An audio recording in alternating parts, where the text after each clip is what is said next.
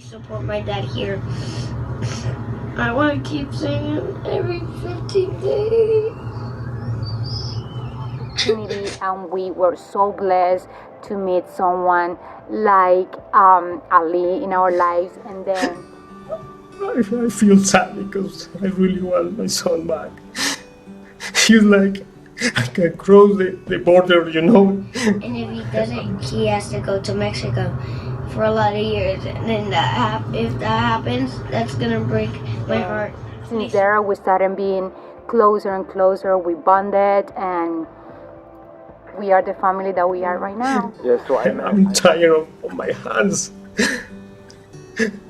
And I'm desperate, you know. On YouTube, they seem like the perfect blended family. The cars, the mansions, the extravagant gifts. But behind these carefully polished thumbnails lies a story that is much darker than the one told online. One that includes emotional abuse, controlling behaviors, and a carefully edited history so deceitful that it leaves some people out entirely. Today, we are diving into the massive empire that is the royalty family, and we're going to take a look at what happens when Family Channel becomes the brand and the sacrifices it takes to keep that brand alive, and what their story tells us about family vlogging as a whole and kids being raised online. Hey guys, and welcome back to the channel. I'm Sasha, and here's where I dive deep into influencer culture and call influencers out for their absolutely terrible behaviors. Today, like I said, we're going to be looking into the royalty family, and if you like deep dive, expose type of videos, please don't forget to subscribe to the channel. Give this video a like if you enjoy my coverage of things. And as always, let's start with who are the royalty family. If you've somehow managed to never stumble across one of their videos, first off, congrats, lucky you.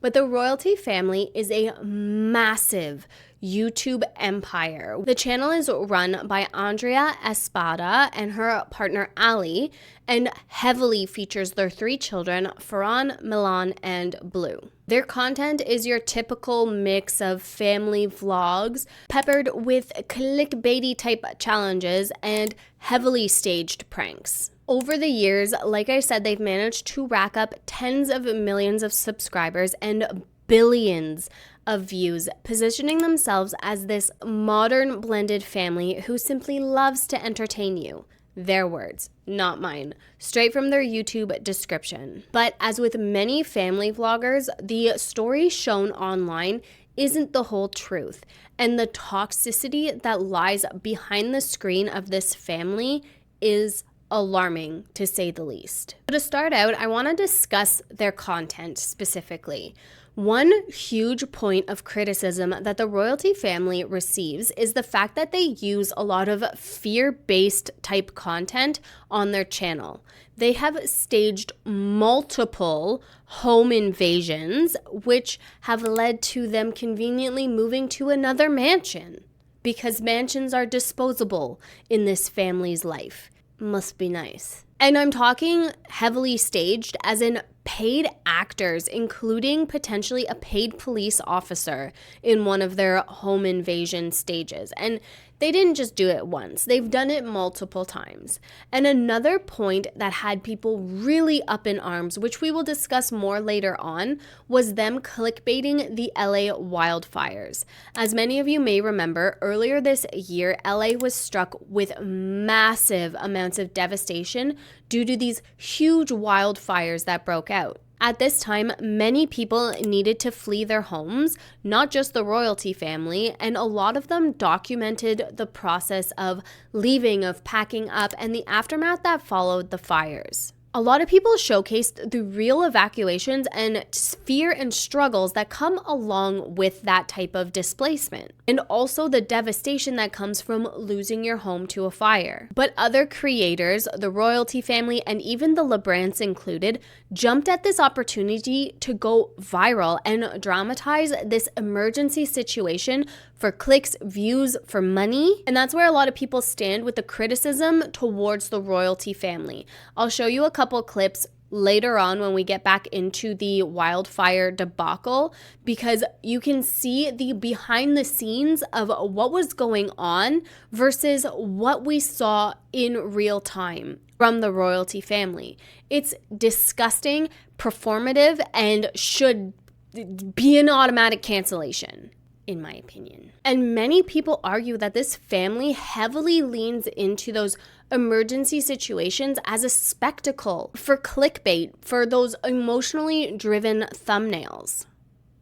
And that's where the line between documenting your life and milking natural disasters and emergencies gets really blurry, especially when everything is seen through the lens of content. So the clickbait and dramatizing emergencies is bad.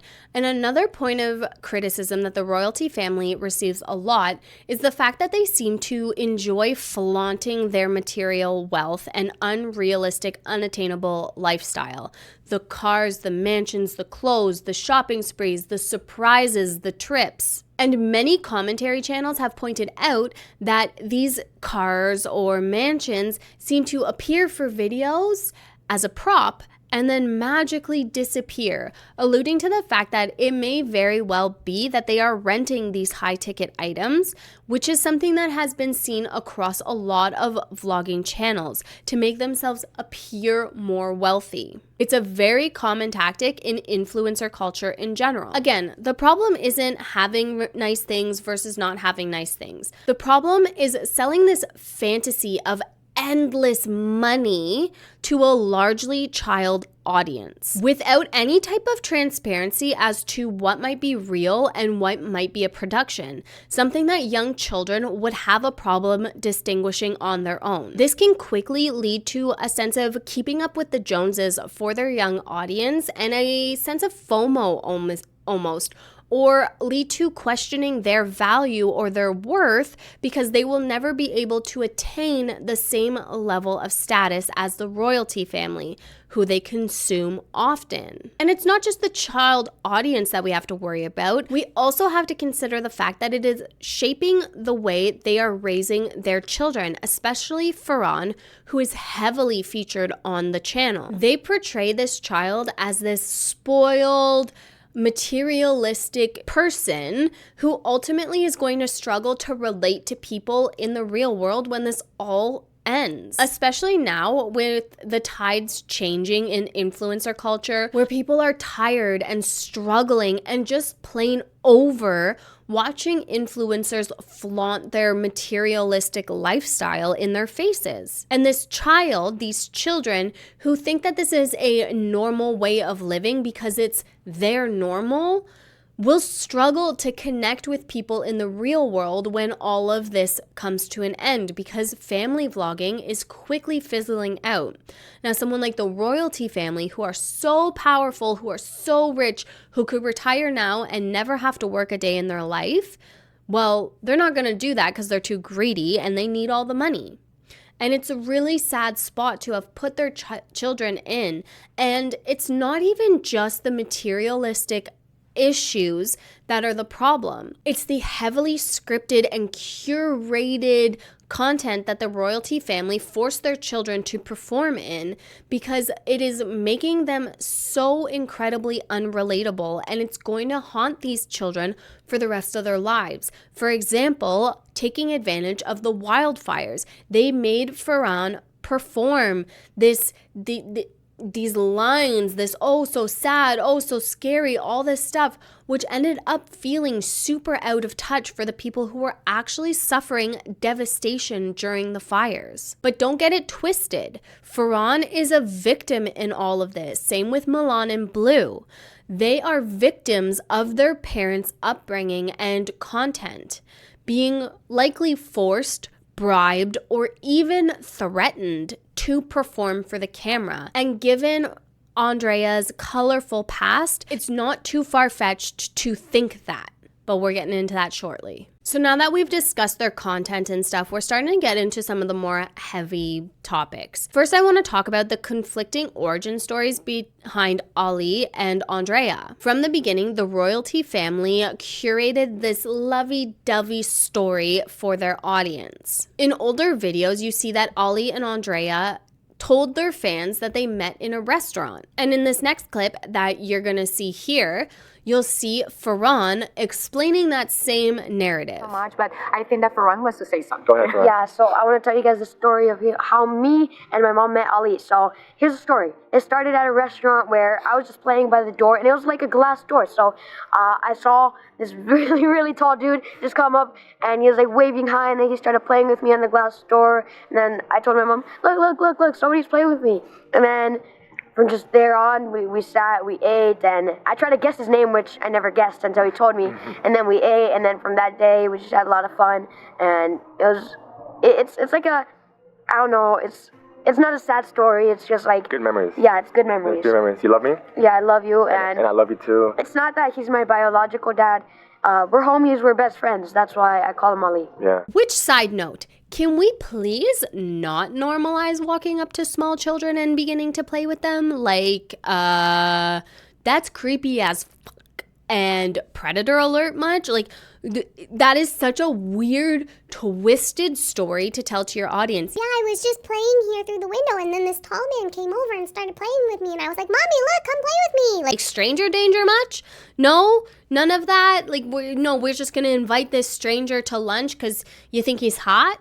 Which, I question your judgment. But beauty is in the eye of the beholder, I suppose, right? And it's so blatantly obvious that their audience must be children, because anyone who would believe that a strange man would just walk up to a child and begin playing with them, and their mom would be like, oh, come sit with me and let's start dating, you have to be a child to believe that. There's no way any adult would hear that story and be like, checks. Yeah, that checks out.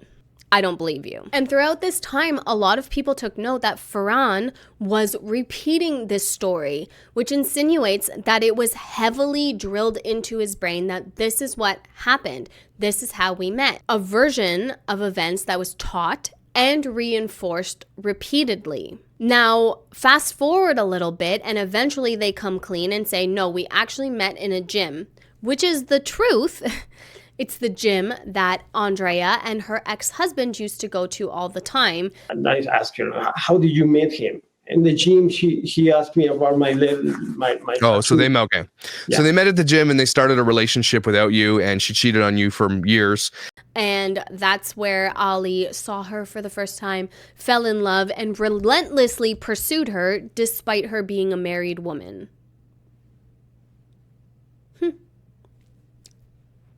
Okay. Yep. Okay. Cool. Yeah, we met at the gym 4 years ago, and he just, kept chasing me, because that's true. I'm not gonna lie to you guys. He kept chasing me and asking me for my phone number. By that moment, I didn't know how to speak English. I don't know how I say. Now, is changing the way you met the end of the world? No, of course not. Of course it's not the end of the world. But when your entire brand is built off of your family origin story, off of your cute, lovey-dovey story, these small cracks start to add up, and they matter because it shows just how easily a narrative is rewritten for an audience, and how easily it is to convince a widely large audience that this is the truth. This is what happened.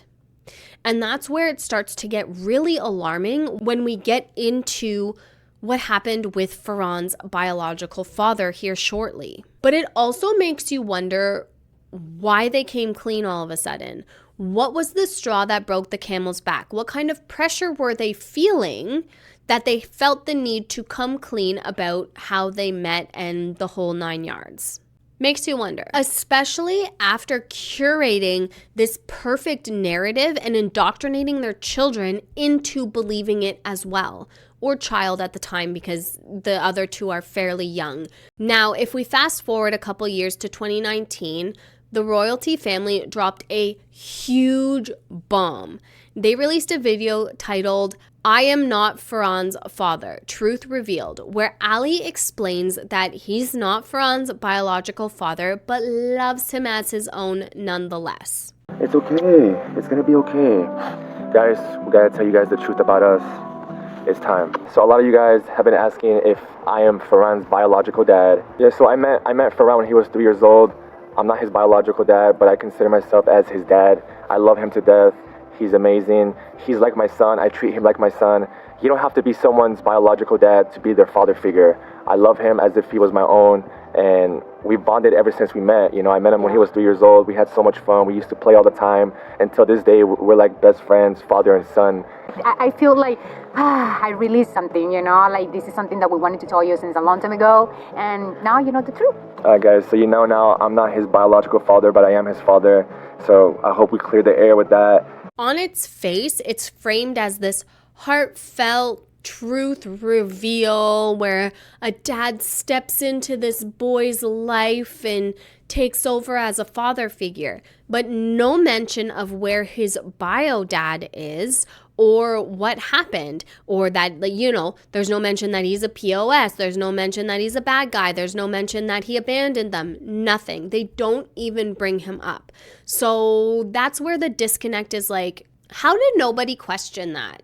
Again, primarily child audience. It makes sense that they wouldn't have the forethought and the wherewithal to question holes in a story like that. And it's something that's easy to edit and convince a primarily young audience that it's the truth, while being very careful to leave out some really key pieces surrounding Ferran's bio dad. And here is where the story really turns quite dark and toxic, where we get into some allegations of parental alienation and abuse.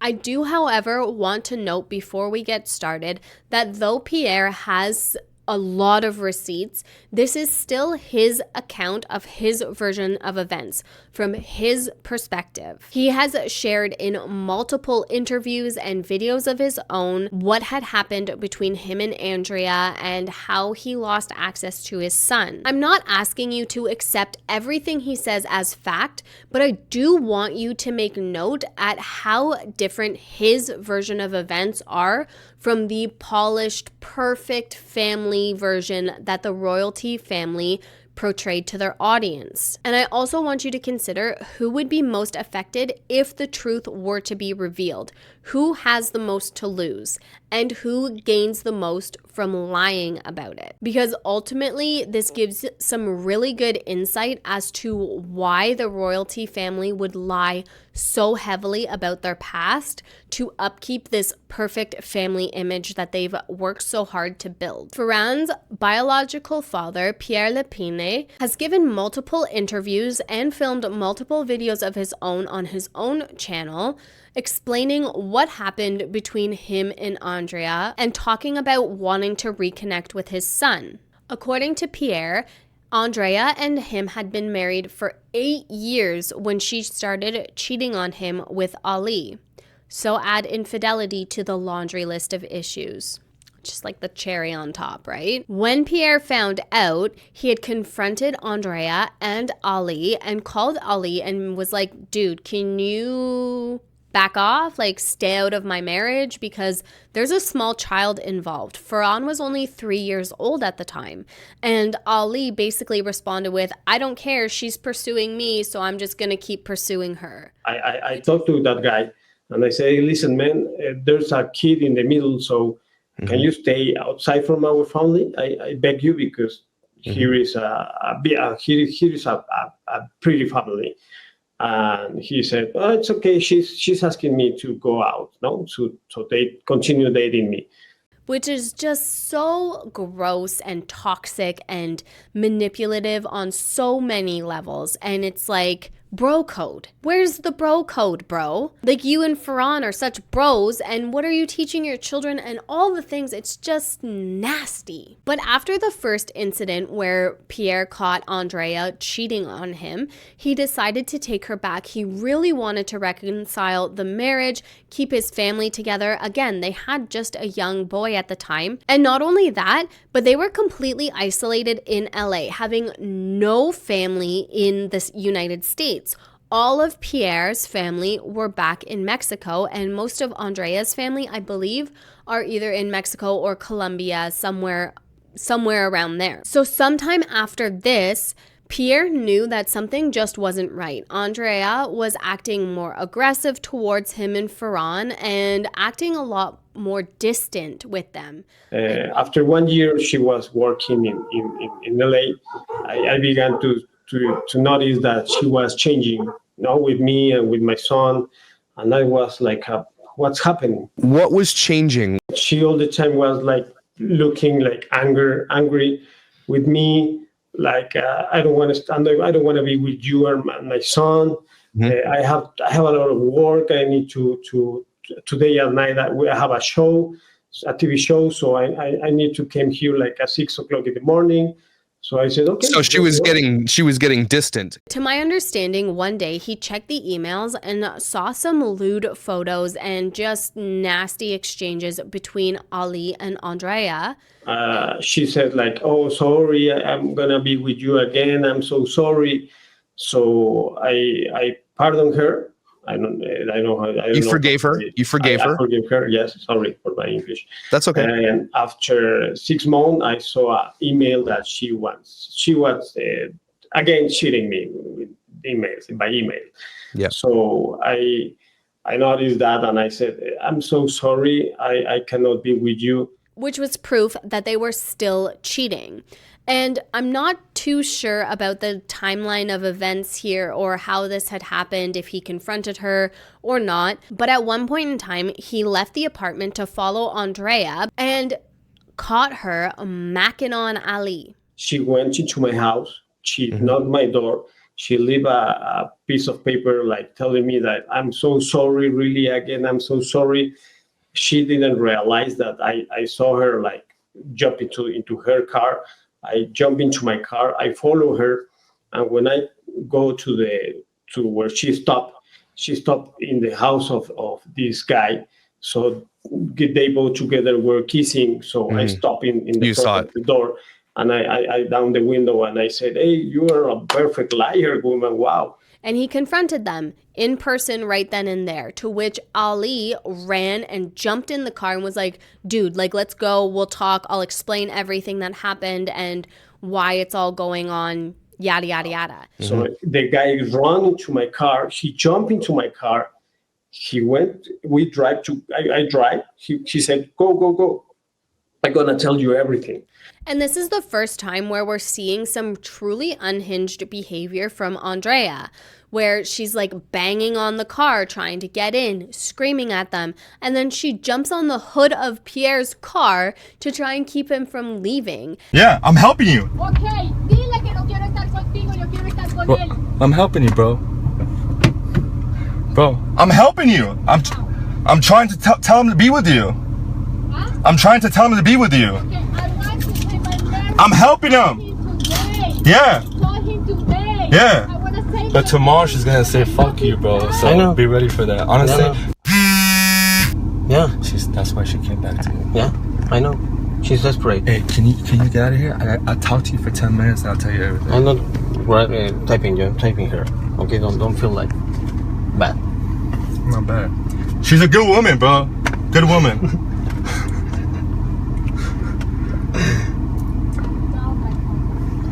I don't. Bro, what are you gonna do about this? Andrea, bájate de mi coche. Bájate de mi coche. Yeah, but I swear to God, she slept with me last night. Yeah, I know. And also Pierre alleges that he cracked his window a little bit so that he could hear her because they couldn't hear through the windows, and she broke his car window. She became in my side and she broke the window with your car window. Yes, with the hands. I was like, I opened the window like, like this Yeah, so she level, could put her fingers in, yeah. because I can hear it. So she put the hands, the fingers, and she broke the window. Gosh. I swear. And as I told you, if you put me I don't know how to say that machine that said if you are saying the truth or you're lying. Lie detector. If you put me that, for sure, I'm telling the truth. And after this, the situation escalated quickly into a pattern of lies, manipulations, and DV. After Pierre caught them kissing each other for the second time, he put his foot down and said, no, we are not getting back together. Because, cheater's gonna cheat. And kind of like a fool me once, shame on you, fool me twice, shame on me type thing. He put his foot down. And at one point in time, Andrea came over to his house sobbing, begging him to take her back. So he led her into the apartment, but was like, no, I'm not taking you back. I'm done. You've cheated on me more than once. How can I possibly trust you again? Valid, in my opinion. And this is where Pierre films Andrea running at him and attacking him. And he alleges that she pushed him to the ground and then completely destroyed his entire apartment before leaving. This woman, guys, was so aggressive. Yo no estoy haciendo nada. Vino a destrozar mi departamento.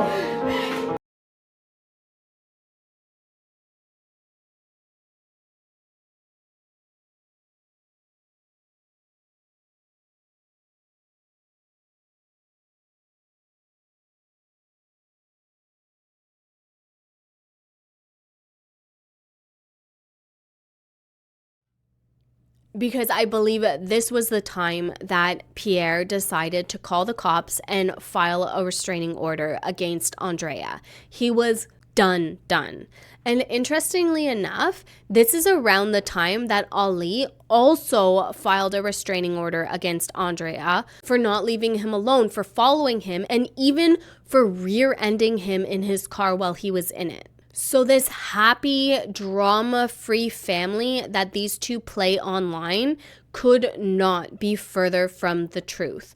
They are toxic and manipulative people, and it is scary. And it really makes you wonder what could possibly be going on behind the scenes. Before we move on, there's another highly disturbing incident. I have heard Pierre bring it up a few times, and I think it's a really important incident that needs to be highlighted, that people need to know about. There was this one time that they were at home. I believe it sounds like it was late at night, and Andrea and Pierre were fighting. Andrea was freaking out and trashing the closet, throwing his clothes everywhere, and ended up waking up Ferran, and he saw his mom coming at his dad. So he gets up and tries to get between the two of them, and Pierre alleges that Andrea took her hand and forced it into Ferran's face, making his nose start to bleed.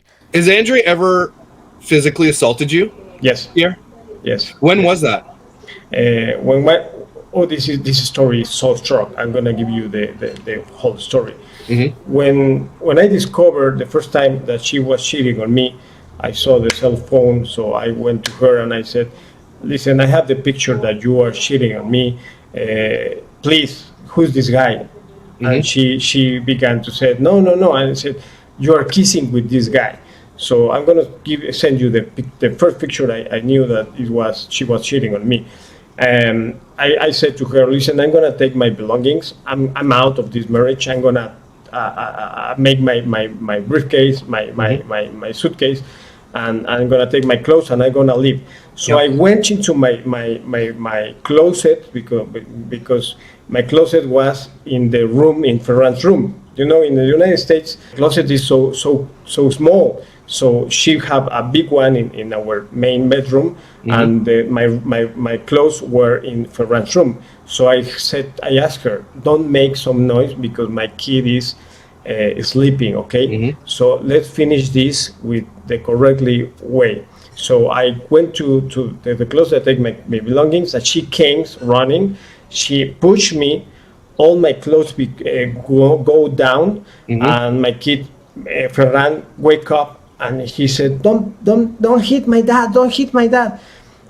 She, with her hand, she put my face, the face of Ferran, she put it like this, and Ferran go like back, and he began to blow. She pushed Ferran's face. Yes, I swear. If you put me something here to say that if I'm telling the truth, I'm lying. No, I mean, again, Pierre, we don't. For sure. I have no reason to believe that you're lying, considering all the receipts that we have, everything that we have. Again, she might have a different way of saying it. There's two sides to every story, obviously, but this is your side, and that's what you're telling me. Yeah. And again, what we're going to talk about in a second, likely, is more evidence, more eyewitness testimony, from anonymous source. That is true, that she's very much like this. She's very aggressive. And this is where Pierre was like, nope, you will never touch me or my son ever again, and goes to dial 911. And at this point in time, Andrea runs to the kitchen, grabs a knife, and starts cutting herself, or like threatened to cut herself, and said, if you call the police, I will cut myself, and I will say it was you that came at me, and also you hit our son. From the closet, I stand up, I take her, and I tell to her, this is the last time you touch my kid. You are going to jail. So I called the 911. In that moment, she ran to the kitchen. She take a knife, and she began to make like hers by herself. And she told me, if the police come right now, I'm gonna say that you hit my son and you tried to kill me. So it's up to you. So Pierre, being the man in this situation, and this having been years ago, before tides started changing, where we're like, oh, men can be victims too of DV, was like, and also was an immigrant to the United States living in California. He was like, I'm going to get arrested if I go through with this call. So the 911 answered to me, and I said, the woman said to me, what's going on? And I said, no, I'm sorry, it's everything okay. And she said to me, there's a kid crying. No, I say, it's okay, I'm sorry. So I shut down the call. After 2 seconds, they called me again. And I went like out of my house they don't listen for I'm crying, because I knew that with the police came, who was going to be in jail? Yep, exactly. Obviously me. Exactly. Obviously. Yes. And I went out to my home. I closed the door and I said, no, it's okay. Yes, everything okay. Thank you so much. Okay, wow. Great. Yeah, that's the real story. What she made to my son, she made to me. After this, the fights began like harder. She one time, I have here, like I don't know where exactly. I need to take out my shirt, my T-shirt, but I have a knife. I'm scared of a knife that she put me here.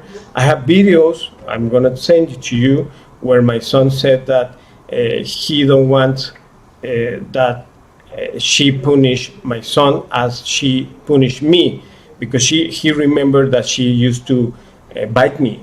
Andrea used to bite me. So. And nothing ever came of that incident because Pierre was terrified. This honestly has to be one of the worst and most disturbing allegations that Pierre brought forward towards Andrea, because the level of toxicity and manipulation to be able to do that to someone is unhinged. It's just not okay. Ugh. Next level manipulative bullshit is what that is. So now we start to get into some of the parental alienation allegations, because after that incident and after everything had ended, Andrea took things to the next level. She took Pierre's immigration papers and I don't know what she did, but ultimately she revoked his status and got him deported, even though he paid for it and fronted all of the money to get them there. His visa ended up getting revoked. And Pierre was like, well, what about my kid? What am I supposed to do? What do you mean? What about my kid? And essentially nobody cared. Nobody cared. He's just an illegal immigrant at this point and a father. And we all know that California doesn't give two shits about fathers, right? So nobody cared, and he tried to stay in the States for as long as he possibly could. But that's when things really started to escalate, and Pierre found out some things about Ali, including credit card fraud, where he was copying people's credit cards and all this shady stuff. What does he do for a living? And she said to me, he clone cards, he clone credit cards. He clones credit cards. Yeah. She told you that. Yeah, she told me that. And when Pierre confronted them about this, saying like, I'm going to go to the police. Before I came to Mexico, I tried to get to stay in LA, but I told the police what this man was doing. The police said to me, we are going to make a big investigation about this. But I told the guy, I told the police what you are doing, so be prepared for what's coming on. That's when two men showed up at Pierre's house with knives. And at this point, his car had already been spray painted and his tires had been slashed more than once. But he began to paint my car with the spray. Graffiti. So he was vandalizing your stuff. Yes. 4 times the same car, 4 times, 4 wheels. Why? Because he was going to expose Ali's criminal behavior. So after his car started getting trashed multiple times, he's like, well, I can't do this anymore. Like, I can't afford this, likely. And this is unacceptable. This is escalating way too far. And as they were trying to move out of their current house, that's when these two guys showed up with knives to attack them. The time we moved our house, 2 guys came into my house and they with a knife, and they came for me. So I said, hey, help. When I asked help, two friends of mine that were helping me to moving, they went out the escalate, they go down stairs. Yeah. And they began to say things in English. To confront them. Yeah. So you had 2 men come to your house and attack you with knives. Yeah. And that's when his buddy grabbed a piece of wood and like walked out with the wood and was like, what are you guys doing here? Go away, GTFO, and the guys crossed the street and started to walk away. And that's when Pierre and his girlfriend Alexa decided to leave that area because his buddy was like, you know what, I got this, car's almost done, we're good, go. I think they said go block the street so no one can follow us, and let's just go keep yourself safe. And as they're driving away, the one guy gives him the finger, flips him off, and all this stuff. Did they say why they were there? No, they came to me when these guys jumped from them to them. They like go a little bit far, and they began to say, Pierre, fuck you. And I said, wow, those guys are coming for me, Yes. So this matters what this guy does at the end.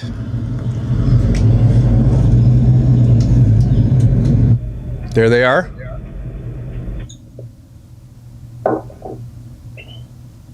Note the guy on the left. Watch what he does.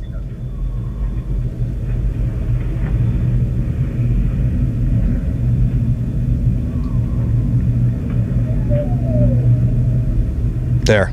And there's allegations that these 2 men look very, very similar to people who are connected in Andrea's life. So it's just a little bit too many coincidences.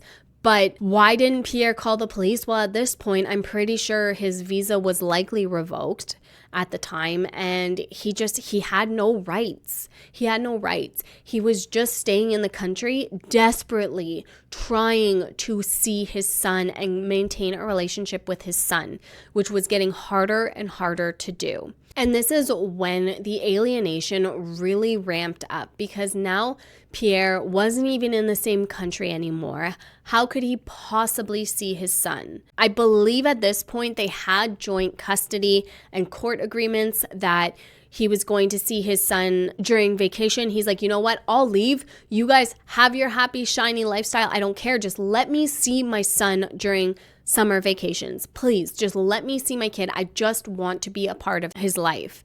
And at this point, the only way he was able to communicate with Ferran was through a telephone call to the school, because one of Ferran's teachers saw him say goodbye to his son and just felt absolutely heartbroken that this man was being forced out and that nobody could do anything about it. And that lasted a couple months until Andrea put a stop to it completely. And unfortunately, because Pierre was out of the country and because Andrea was the primary caregiver, she said no, the school had to abide by that. When's the last time you saw Ferran and what happened? When I went out from Los Angeles, I went to his school, and that day was like, wow. Everything in the school cried because, you know, it was a very, very sad moment. The teacher of my son, she told me, you know what? Call me, and I can put you Ferran in the phone, so then you can talk to him. Mm-hmm. And when I went to Mexico, I used to call him like 2-3 times per week, and suddenly. One time, the teacher, she told me from the Walt Disney Burbank school, she told me, I'm so sorry. Her mom came here and she asked us not to put your Ferran in phone. So I said, what? She made that? Yes. So I'm so sorry. We don't have problems with the mom. You are not living here. So. And all the while, this narrative was being built to Ferran that his father was a deadbeat, didn't want him, was untrustworthy, abandoned him. All of these things that just aren't true, because Pierre not once stopped fighting or let up on the fight to see his son. I am doing a huge effort. I'm never gonna give up. I'm here with all my power, with all my soul, in trying to find my beautiful son. Which is why he started the YouTube page, which is why he started the TikTok page, because the only way to start to get the word out there was through social media at this point. This man was desperate. And all the while, the royalty family is painting Ali as this dad who stepped up because Ferran's real dad, fucked off. Which is so just gut-wrenching for this poor man. And this is where I would like to share with you guys a plead from Ferran about his dad, about the fact that his mom is going to revoke papers. And trigger warning, this is a heartbreaking watch. I'm asking for help. Hi, my name is Ferran Lepine, and my mom's name is Andrea and I'm doing this video for my dad because my mom took my dad's work papers and now she's asking for child support. And if my dad doesn't have enough money to pay the child support, and if he doesn't, he has to go to Mexico for a lot of years. And then if that happens, that's gonna break my heart. Please support my dad here. I want to keep singing every 15 days.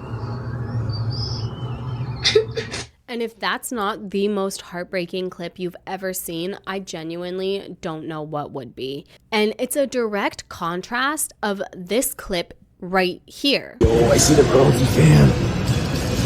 I see the royalty fam right there. I think I'm gonna go with him. Oh my god. Yo, royalty fam. What's up? How's it going? Yo, Farran, what's going on, man? Yo, I don't know if you heard, but your he's been looking for you. Are you guys aware of this? Like, he's been posting a lot of things, looking for you. Have you guys heard about what's been going on? Are you being serious? You know it's all lies, right?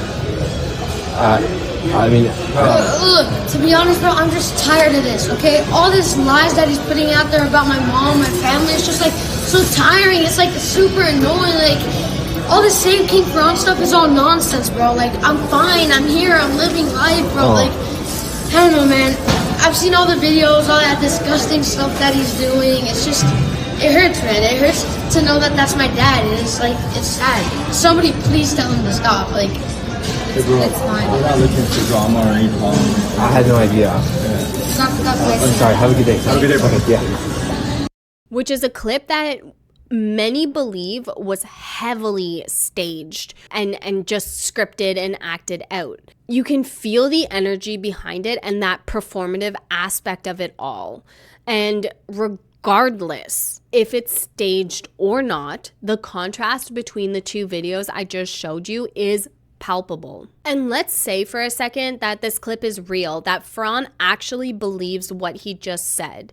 What lies are these two asshats filling this child's head with that he thinks that his dad is just out here disparaging his mom and stepdad, that he's telling all these lies, that, you know, they are trying so hard and desperately to hide the truth from Ferran that it is absolutely going to blow up in their faces one day. And I cannot wait for that to happen, because this is truly some of the most sickening things that you can do to someone. I don't understand how people use children as a pawn in their game against their ex. It's disgusting. And if you look at what Pierre has posted and said and talked about, it's just his version of events, but with a ton of receipts, which makes you believe him a little bit more than not.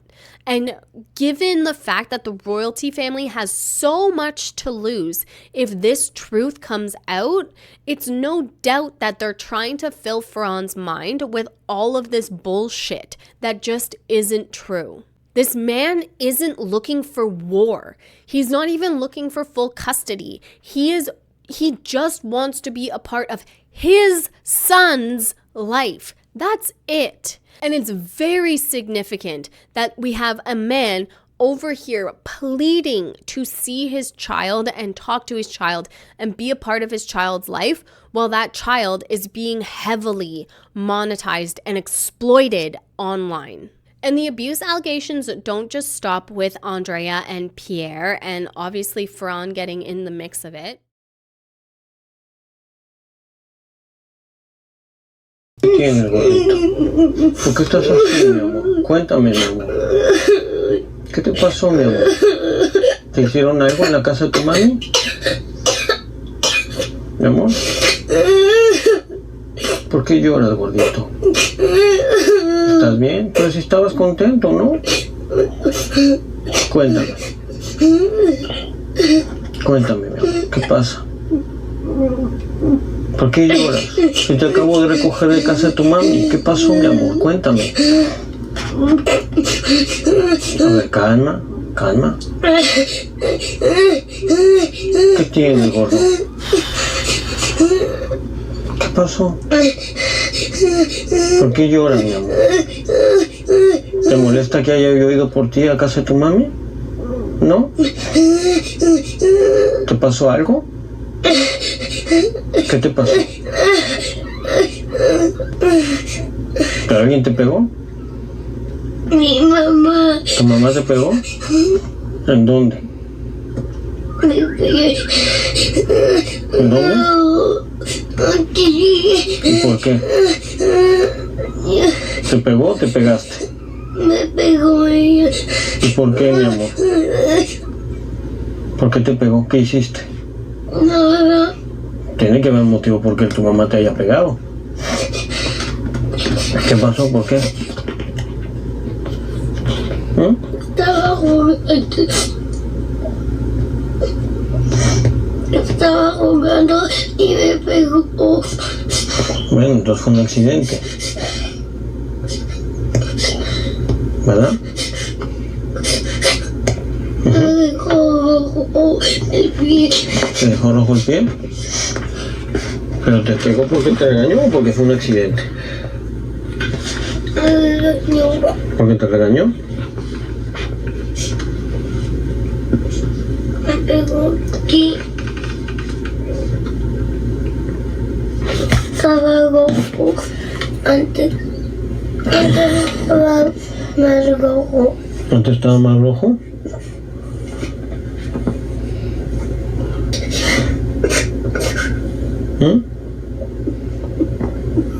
No llores más, ¿ok?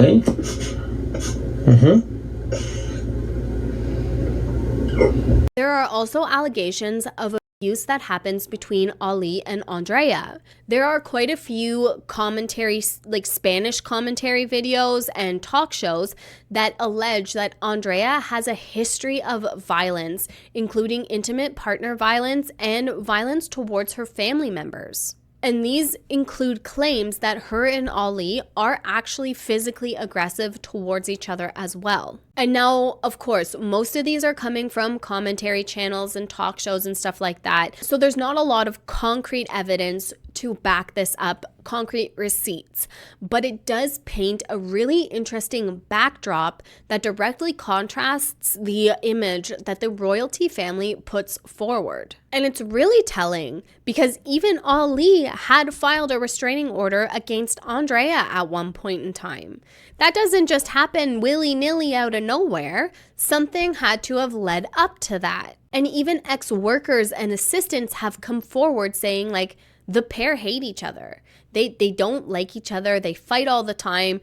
It is just a business partnership, a business relationship. And what happened between the McBrooms, for example, where we were all saying it's just a business relationship, and it turns out that it was basically just a business relationship filled with toxic lies and manipulation in the whole 9 yards. Well, it's not a far stretch to believe that many other family vloggers with this perfect, bright, shiny, happy family vlogger image walk that same path. And Ali and Andrea are no different. They don't like each other. They just play this role on the camera that they do. And they also play a role that they parent and are involved parents when multiple people have come forward saying, it's not true.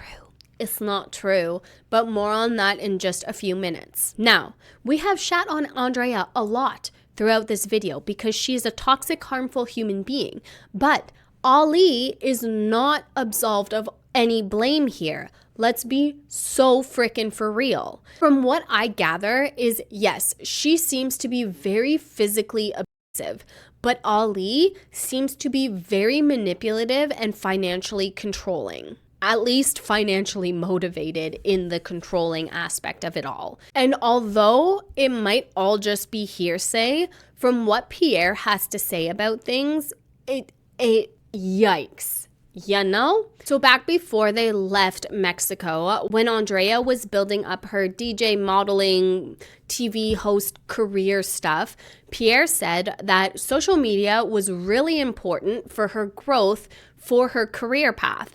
And Andrea was like, no, I don't know how to work social media. I'm not into all of that. So like, if you want to start a social media for me, you do it and like take pictures of me. But like, that's all I'm going to do. I'll just pose for the pictures. Okay. So Pierre started a Instagram, a Twitter, a YouTube maybe? I don't know. Whatever was available back at the time, he started it for her. And quickly, she started to build a following. When she began like a DJ, I opened her the Instagram, the Instagram, Twitter, YouTube, Facebook, and she said to me, "I don't want that media because I don't know how to use it." And I said, "I do. I'm a publicist. I know how to use them. These social media are going to help us in the future. Maybe with that social media, we can live very good." So she said to me, "Okay, do it, but do it by yourself. Take me pictures, and that's all." Now, Pierre alleges that at one point in time, Ali told him that Andrea's social media accounts were so valuable and said something along the lines of, "You have no idea what I could do with those followings, with those accounts." And that's where Pierre alleges that Ali locked him out of all of these accounts, changed the passwords, and basically stole these social media accounts from Pierre, the ones that he had created and built up until this point. And he told me, "You know why I'm with her?" And I said, "No, why?" "Because the social media that she have." And I said, "What?" "Yeah, she have a lot of thousands of followers. You know what can do with that?" And I said, "Yes, but it's my social media too." No, it's from her. And I said, "No, I built that social media." And he said, "Anyway." So in his mind, he was you know? And there's speculation that it is possible that Ali preyed on Andrea because of her social media status. And having said stuff like that, I mean, maybe, right? If that is true, then it's not a far stretch to believe that he could have very well preyed on Andrea for that reason and manipulated her into a relationship with him because of her social media status at the time and how big her accounts were. In Instagram, she used to have like 8 million people when I leave her. But that's kind of what I feel like Pierre was alluding to when he brought this up. And although Andrea is so incredibly problematic herself, she is definitely a very vulnerable person, and she's constantly seeking a man to get her out of a previous situation. And he said she wants to get out from Colombia because she have a lot of drug dealers that are bothering her. No? So she said she tell me, I want to get out from Colombia. Can you help me? So it's no doubt in my mind that this could have very well been what went down between them. And now she might be stuck in this business arrangement because Ali likely has so much dirt on Andrea, on her past, on her behaviors, on everything, that she very well might be stuck with him. Allegedly, of course, because I'm not here about to get sued. But if you put all the evidence on the table and look at things that have been said and stuff like that, there's some shady shit going on behind the scenes, right? And that kind of brings us nicely into talking about Andrea's past and her image management. Part of the dark secrets that people talk about when talking about the royalty family is Andrea's past in the adult film industry under a different name, Selena Spice, before rebranding as Andrea Espada, a TV host / influencer that we know her of now today. I came here for work. As you know, guys, I'm a TV host. Now, I just want to be clear. Having a past in the adult entertainment industry isn't necessarily the biggest moral failing one could have. The issue here is the ongoing dishonesty and rebranding as a hyper family friendly image, which profits off of young children who don't know the full context of their background and are never given the full context, justifiably so because it's highly inappropriate. Andrea is absolutely allowed to move on from her past in the adult entertainment industry. However, when you hold yourself up as this child role model, this family-friendly role model, and rewrite your public history, questions about your transparency are fair and valid points of criticism. And the fact that her Instagram is very questionable in itself and heavily featured her very young child, Ferran, in these hypersexual manners is just crossing so many ethical boundaries. It's unhinged. But we will discuss more on that when we talk about the kids being the center of the content. For now, I also want to bring up something that is extremely alarming about Andrea's past and how it ties into her marriage with Ali potentially being illegal and a total sham. Not only was Andrea married to Pierre, but she has a third marriage before Pierre on top of that. She was allegedly with this satanic cult leader. The guy name is Felix Fuentes Cáceres. He asked her to please marry me, to take me out from Cuba. She take this guy from Cuba to Colombia.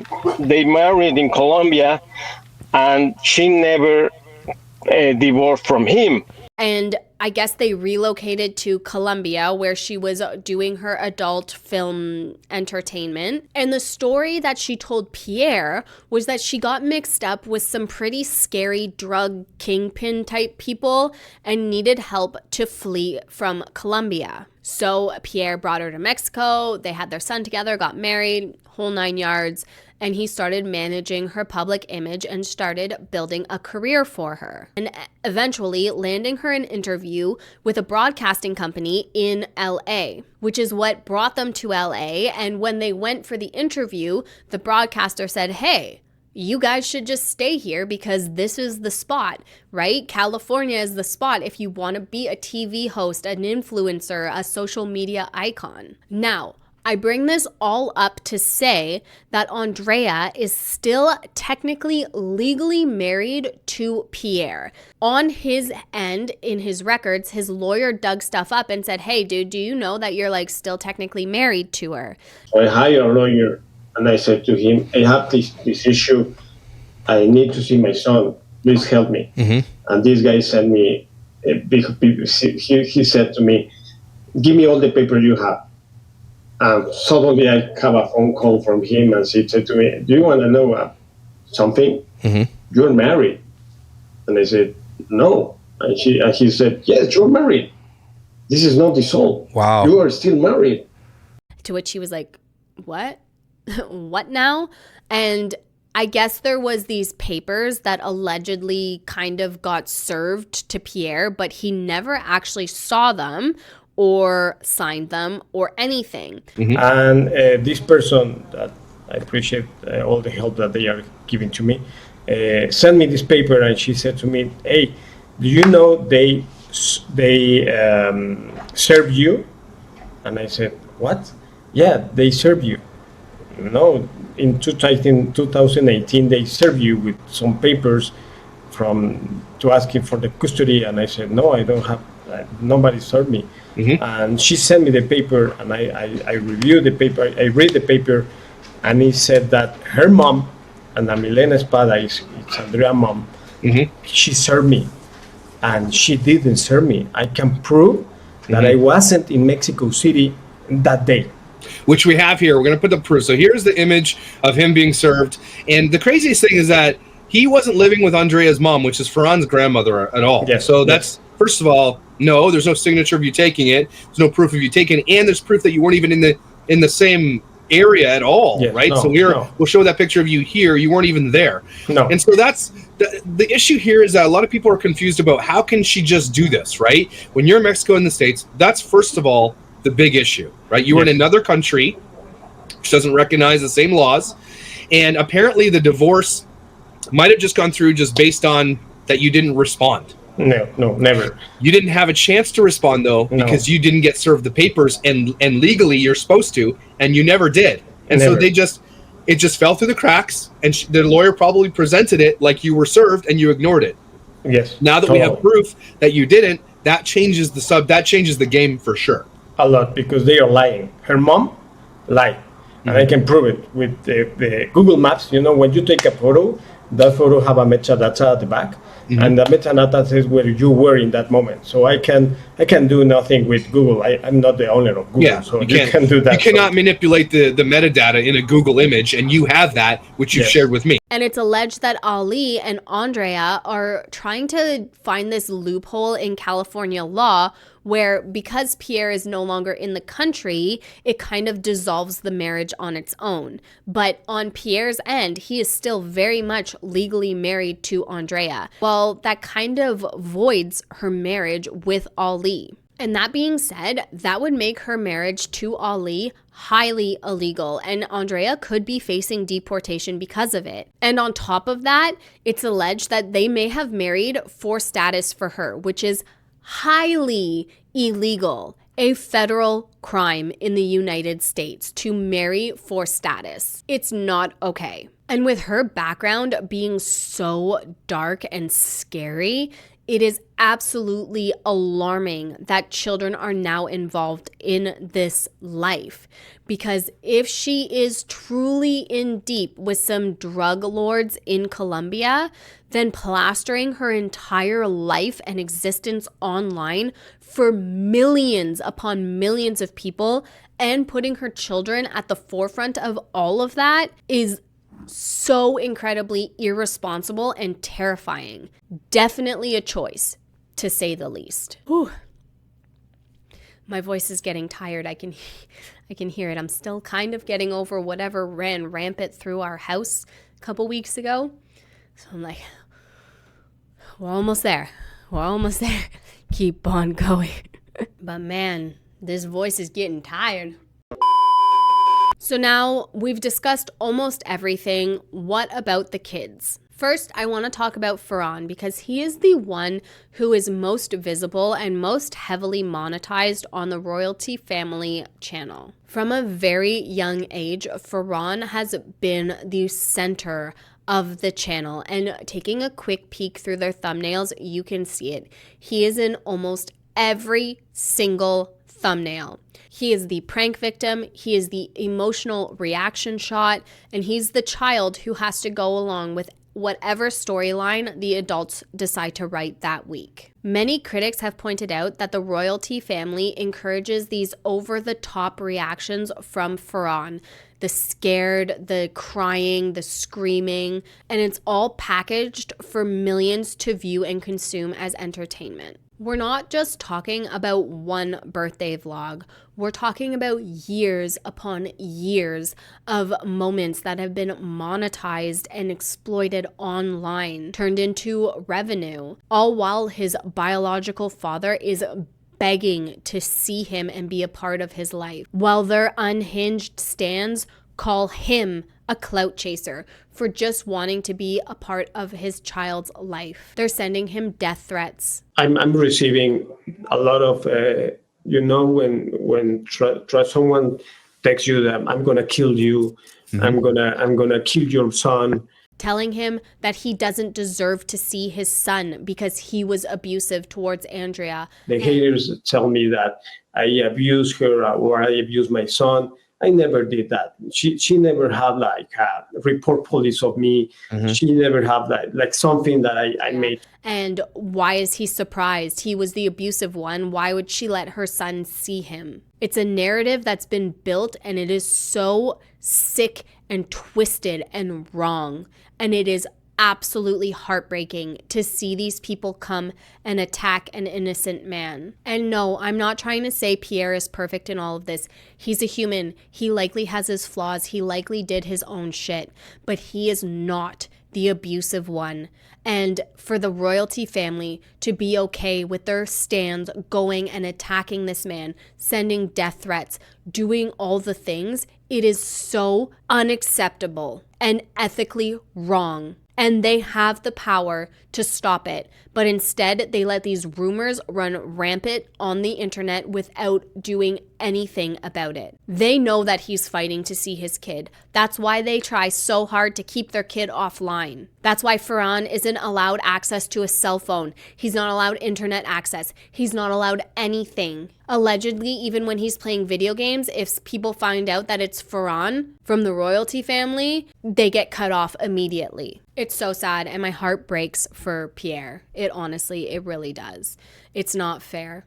It's not fair at all. And then on top of that, you have this kid being so heavily exploited and manipulated and all the lies being told to him and stuff. It's just disgusting. It's disgusting behavior. So another huge point of contention when we're talking about the kids, especially Ferran, is the fact that he seems to be featured in highly sexualized and sensual videos that really blur the lines between influencer mom and sexualized content. It's really quite nasty. And it's done in a way that is just deeply uncomfortable when kids are involved. I brought it up a little bit earlier, but her Instagram is full of thirst trap content and this highly sexualized content that features Ferran, at least it used to when he was younger. And one video that really left a sour taste in a lot of people's mouths was this one.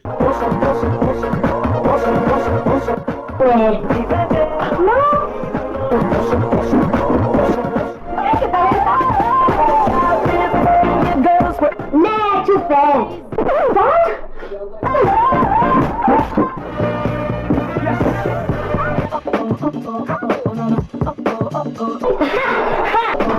Next.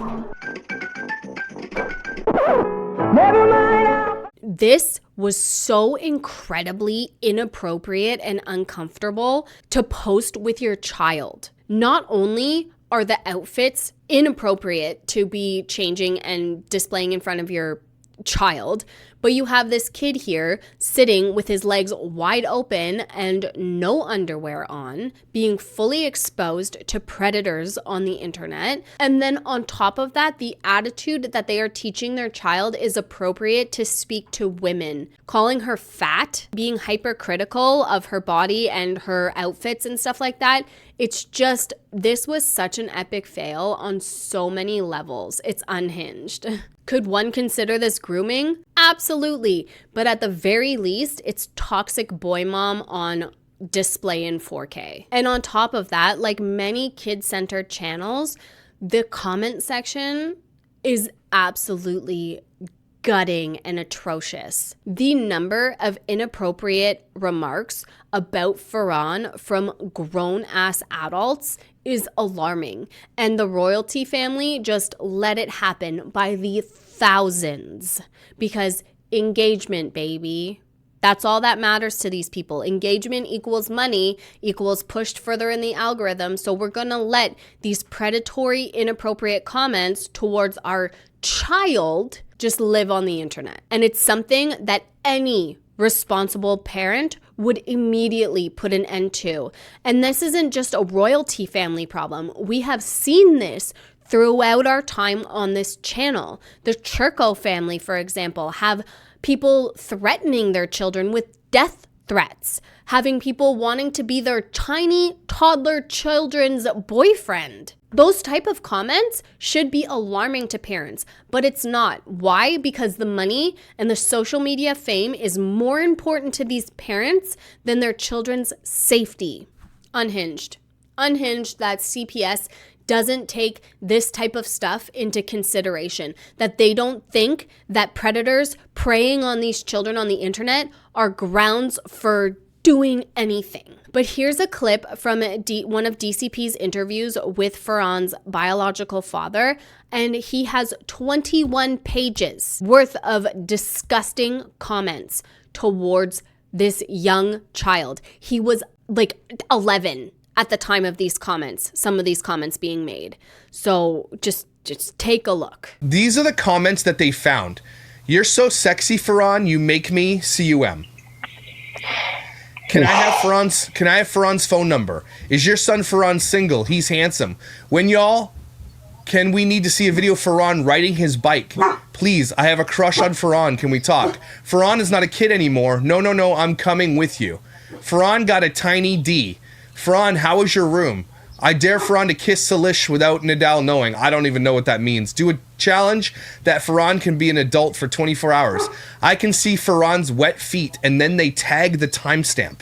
This is a predator timestamping where you can see his feet, because it's foot fetish people. Yes. Then I'm going to read them. I don't care. We're going to go through these, because this is insane. Ferran was oiling up in his room. Why did Ferran have lotion and socks on his bed? Get well soon, my brother. I am your biggest fan. I want to come to your house and do videos. Can Ferran come to my house after he is better? Why I want a little bite? He's not a little boy. Ferran is my everything except for pussy and D. Eat it with your mouth. Hurry up. He had CCTV on his parents' bedroom so he can watch his parents having sex. Ferran, you're so strong. You did very hard workout, and I should help you. Can you send me your number? You can tell that Ferran is wearing briefs through the print in his pants. They can see his underwear through his pants. Puberty hit Ferran. I miss the younger Ferran. I want to see how your son speaks in Spanish. Ferran, licking his balls. Do you sleep with your clothes on, or are you naked? Please let me come. I can see the panty of Ferran in the waterfall. That's an adult man commenting that, by the way. Ferran, make things hard. Sex. Ferran has a hard one. Ferran needs to get in the water. I have a crush on you, Ferran. Are you going to smell Gucci's butt? Love you so much, baby. And then this one's just emojis of dicks and stuff. Ferran, can I get a ball sack pic? Ferran is ticklish. Seeing Ferran grow up. Where's the sex scene? I'm waiting for it. The way Ferran, you're sticking your fingers into there. I want a video with Ferran to do a bike ride. Andrea grabbing into Ferran's pants in 25:48. I love Ferran. Was 8 years old. This was so much fun. Like you and Salish, but that's Royalty Gaming commenting. They commented, and then someone said, just like you and Salish had butt sex. He can keep his knees together. He has balls. Is Ferran not circumcised yet? You blow my mind with that noise. Like, there is, what page are we on? 4? There's 21 pages of comments. And that's just through searching for like 10 hours. That's only like 6 to 7, 8, 9 videos. Because they get thousands and thousands and thousands of comments per video. And so I said, can you go back a couple of years when Ferran was like 12, 11, and show me? And these are from years ago. I like Ferran's dance because you slapped his butt. We're wow. I love when random moments we get to see Ferran eating. I hate Ferran. I wish he was 2. Ferran, I'm bad. I have a crush on you. This is 3 years ago.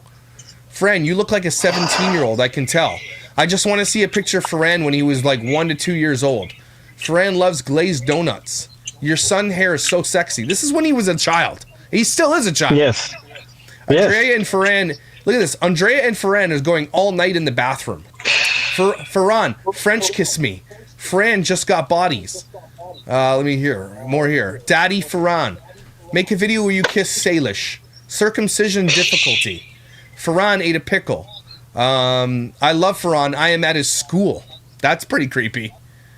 This adult man says smash, which means sex, obviously. This is another one. He's turning me on right now.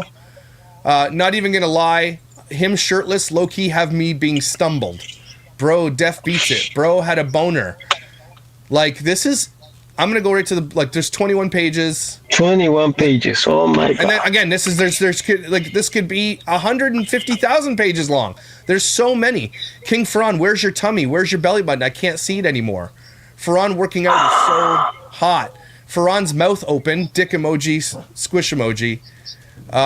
He's so hot. Ferran, again, dick emoji. Like, this kid, look at this. Both their Drake's dicks I need in my mouth, someone says. Like, this is them leaving comments up on their channel that sexualize Ferran by the thousands. And they know it exists because they have staff that look at this kind of stuff. They know that they're putting Ferran in this type of danger, and they don't care. So it's in a judge. It is so highly disturbing, and this child is absolutely in danger, in serious danger of something happening, especially given the fact that these 2 asshats flaunt their wealth like no tomorrow. They flex their money and show the world just how much money they have while offering their children up on a silver platter for predators to prey on. It is a matter of time before something happens to these children, and then it's going to be too late. When are people going to wake up and start protecting children online? When are social media platforms going to wake up and realize that this is dangerous and it's not okay, and the revenue is not worth the dangers that we are putting these children in? Unhinged. And another really sad reality in these children's lives, the royalty family children we're speaking of, is the fact that their parents are only present when the camera's on. There have been multiple allegations from Pierre, from ex-nannies, ex-workers, that this is the truth. They are absent when the camera is off. They turn the camera on, they play a little happy family skit for the camera, and the moment that those cameras turn off, the baby goes back to the nanny, the kids go back to the nanny, and Andrea and Ali are free to go live their life and do whatever they please. These children are not being raised by their parents. They're being raised by their nannies. Now, there's nothing wrong with having a nanny. I'm not saying there's anything wrong with that. Using a nanny for help or using daycare to help with childcare so that mom and dad can work, absolutely, that is needed. And if you have the money for a private nanny, sure, by all means. Sometimes it's arguably better than sending them to a daycare center, but with these kids being so isolated, hard to say. But the fact that they play these involved parents, they pretend to cook for their children when the camera's on, and then are completely and totally absent the minute the camera turns off, that's where the problem is. That's where the disconnect is, because it really shows you how fake their content truly is. They aren't parenting their children. They are not involved with their children. They only show up when the cameras are on. And Pierre confirms this by saying he was the one who was cooking for Ferran when he was growing up. He was the one making breakfast, that Andrea doesn't even know how to cook. And a verified source reached out to DCP and Ferran's bio dad Pierre, saying that, yeah, they're not present when the camera is off. They are gone, living their life. They're like, half the time they're not even in the house anymore. These children do not have loving parents behind them. It's all a facade for the camera. We're here. Hi, Mila. Hi, Blue.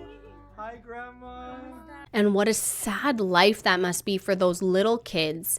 I hope to God that their nanny loves them more than anything, and that she's paid well and treated well and treats the children well, because they don't have a mother or a father. These two are not parents. They are paid actors who show up when the camera is on and clock out when the camera is off. It is so sad. And this same source also alleges that Ferran is really unhappy, that he cries all the time, that he is miserable. Money can't buy happiness. Children need love and support and warmth and comfort. But he is so gaslit and brainwashed into thinking that he is happy, or this is what happiness feels like, because wealth and social media fame means more to these two parents than their own children's mental health and well-being. So even though these claims are technically unverified because we don't have a documented record of their private household routines, it's part of a broader pattern that we see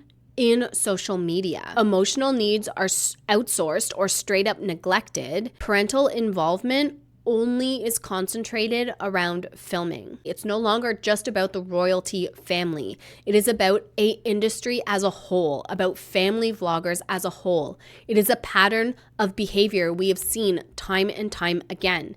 Yet you still have so many people who think that family vlogging is okay, who support family vloggers. They are all like this. There is no ethical way to exploit your children online for wealth that's lining your own pockets. Kids for content is so lucrative that it is creating an entire generation of neglectful, absent parents who can get away with it because they are so filthy rich that they can buy their way out of any type of consequence, of any type of accountability. They can pay hush money to the help to keep them quiet, or make them sign NDAs before they start working for them, or make people so fearful of retaliation if they ever were to speak out that they just stay quiet because they don't want to get sued into oblivion because, again, money. Like more money than most people could imagine. We're talking multi-million dollars a year these people make with their content. So now quickly, before we move on to patterns of behaviors and then finish up the video, I do want to highlight the harms in the content that they post and just how fake things are, because we talked a lot about how they only parent when the camera's on, right? Their whole family image is fake. Well, it's the same thing when they took advantage of the LA wildfires. I mentioned it a little bit before, but we're going to discuss it more in depth now. So during the wildfires, the royalty family posted multiple videos claiming that the fires were close to their home, that they had to evacuate, and all this fear-based type content. The fires. Right here. Crazy. Look at it. Oh my God. It doesn't stop. We'll be fine. I love you. Oh. Just drive slow. Oh my God. Look at that power line right there. Wow. Yo, look at that power line. You fall off. Look at it, you guys. That's a power line. This is so scary. What? They performed it up for the camera, being all scared and crying and all this stuff. Okay. It's fine. All right, so. Just relax. Just relax. Andrea hasn't been sleeping. She's been worried about everyone that's lost their homes. She's been feeling bad for all the animals. Everyone that's had to evacuate. She's just It's just so devastating what's happening right now. I can't process it. When the fires were nowhere near where their house was. Guys, there's a brand new fire right here, right next to us, like 5 minutes away from us that just started. This is crazy. There's a new one right next to our house right there. The old one, as you guys can see, is all the way over that mountain. But this one right here, it just started like 20 minutes ago. So again, the evacuations were real. The fires were real. The fear was real. The issue was how the royalty family framed it all. The royalty family was accused and caught using other people's destroyed homes as backdrops, as a storytelling device. And they ended up turning these people's tragedy into a dramatic story for their audience, for their own brand. As you guys can see, people left right away and they left their cars right there. They just took whatever they can and left. All of these used to be homes, you guys. And if you guys look closely, there's a lot of homes that go further that way that were taken out too. When people's houses are literally burning down, you have a choice. You can either help out or film it. And the royalty family chose to film it. And they got caught with some behind the scenes shots of them acting and playing it up. And it is a direct contrast from what they posted online and what we saw in their videos. Now, did you guys see that somebody confronted the royalty family because they were going to the houses that were burnt in LA and clickbaiting for video attention and views? This is what occurred. Why you guys keep coming into people's houses, dudes? These are my cousin's house. Yeah, we're recording because this is our community. Where are you guys from? What city are you guys from? And she lost her house up in the mountains. Well, why are you guys here? Because we cannot. But recording in people's houses. Who? What's their names? So I think the confusion was you guys were acting like it. So for the ones that are confused, allegedly the royalty family was going to Pasadena and recording outside of the houses where the fires had started. None of these houses belong to them, allegedly. And this is somebody here confirming that that house was actually theirs. Allegedly, this is the victim's home. So sad to see this in front of my burnt down house. So what would you guys do if you guys saw the royalty family recording outside of your house that just got burned down? Look, we told them to leave. They keep doing it.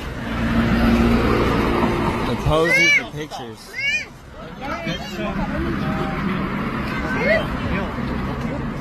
Okay. Look at that.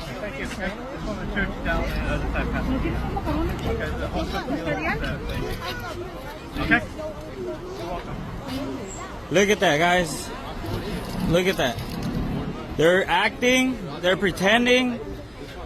That's a disgrace to Altadena. We saw them going into people's houses, taking videos, pictures, and I confronted them asking if they lived here, and they said yes.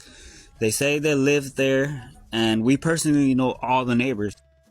Confirmed that they did not live there, and they crossed the street once we confronted them, and they set up, they were smiling and happy, but as soon as the camera started rolling, they started acting like that was the house that they lost, and they started fake crying for the cameras. So basically they're stealing people's story and using it as their own, basically saying their house burned down when it was not their house. They're not even from our area. Their YouTube is Royal Family. If you look at their YouTube, they have tons of videos where you can see that they are faking reactions to get contact, and we finally caught them in the act. The carefully crafted, curated content where they're big sads when in reality, behind the scenes, they were playing it up for the camera. They were perfectly fine laughing and joking, and then we say action and all of a sudden the tears turn on and the somber music starts and all that type stuff. Using other people's burnt down houses for their thumbnail or for their storytelling arc. It's disgusting to exploit other people's tragic losses while you're parading around in your $1 million car, perfectly fine. Your house is untouched. They walked, look at all the trash cans, they flew away. Be careful. The rug flew away too. Yeah, that's our rug right there. It feels so weird to be back home. feels so weird. Everything is all over the place. Yo, look at this. Oh my gosh, bro. Help me move this real quick. And you're playing up this reality of being so scared and so heartbroken and so sad. Picking up the fires to see how everything is going. So what do you think? Should we bring the kids back from the hotel and bring them here? Yeah, I think that we don't see more smoke outside. We have electricity. It's not as windy as before. I think that we're good, we're safe, and I think that they're missing their house. Yeah? Yeah, what do you think? Let's do it. Let's do it? Yeah. Do you think they donated a single penny that they made off of those multiple videos to any type of wildfire relief?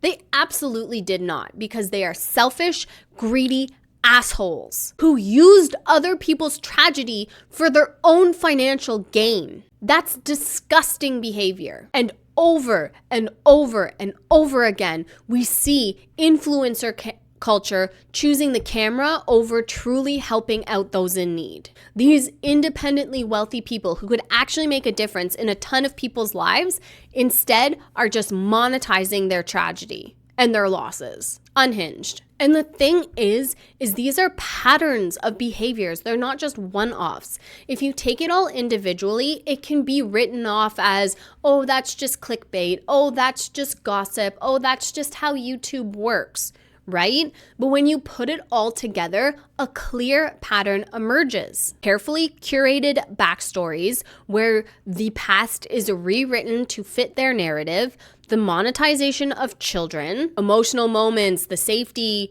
fears, the family milestones, the whole 9 yards, they all do it. Then we have the conflicting accounts where the bio dad says this, but their perfect family image says otherwise. And then we have tragedy as content. Again, something that influencers use time and time again. The emergency room visits, the doctor visits, the injuries, the sickness, the LA wildfires, for goodness sakes. It's not just a one-off. It is a pattern of behavior. And the royalty family is not unique to this. They are a symptom of a system that rewards extreme emotions and tragic content, makes children into content assets, and encourages parents to over-dramatize and exaggerate these emotional moments and manipulate real life for engagement. And the truth is, this doesn't just happen. It happens because we click, because we engage, because we as a society, as consumers of social media, encourage it. Every single time we reward a thumbnail of a crying child or a prank or whatever, it sends a message to the algorithm. We want more. And as consumers of social media, we need to be aware of this. And parents who allow their children to consume content like the royalty family content, because again, it is heavily curated for children to click on, they need to be aware of who these people are behind the scenes and what they are doing. And they need to be aware of the content that their children are supporting. There's a reason that 30 million subscriber channels get pushed to the forefront of the algorithm. It's because they get clicked on. It's all clickbait, engagement bait. And on top of the personal drama, many places in the US, Canada, across the world don't have strict laws that protect children from being exploited by their parents online, that protect influencer kids. Kids on YouTube end up falling through the cracks and growing up with nothing because their parents were not forced to put anything aside for them. They weren't forced to be regulated. They're overworked because there are no laws in place surrounding influencer children. And they have zero control over where their images go or who has access to them, the way that their image is being altered and shaped online. Ferran didn't choose to have his entire childhood monopolized, his family trauma exploited online for millions upon millions of people to view. And he cannot consent to that because he's a child, nor can you give him all of the information of who could watch it, what they could do with it, anything. And neither did his younger siblings. And also, neither did his biological father, who's being painted as this villain when he's just pleading to see his child, who's being told he doesn't deserve to be in his child's life because he abandoned them, when he has been trying for years to see his child, when he's been begging to see his child and be a part of his child's life. So if you're a parent watching this, I urge you to question where your lines are, where you're going to draw the line of what your children are consuming. And if you're a viewer, question what you are rewarding with your watch time. At the end of the day, the royalty family will continue to do this. They will continue to post this type of content until enough people say no. You don't have to harass them. In fact, we always say, don't go touch the poo, right? You don't have to dogpile their kids, nothing like that. But an easy fix is to unsubscribe, hide the channel from the algorithm, from your algorithm, and support those who have been hurt in the wake of the royalty family's chaos. And we can also push for better protections of children online. And for Ferran, his siblings, and every other child being exploited online like this, they deserve better. We owe them better than this lifestyle that they are being forced to live against their consent. Thank you so much for joining me. For those who made it to the end, I so appreciate you.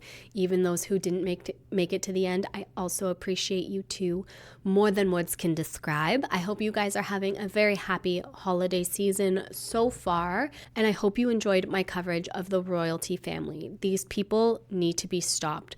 What they're doing is not okay. But I hope you guys are okay and having a fantastic, wonderful, beautiful day wherever you are in the world, and I will talk to you guys soon. Bye, guys.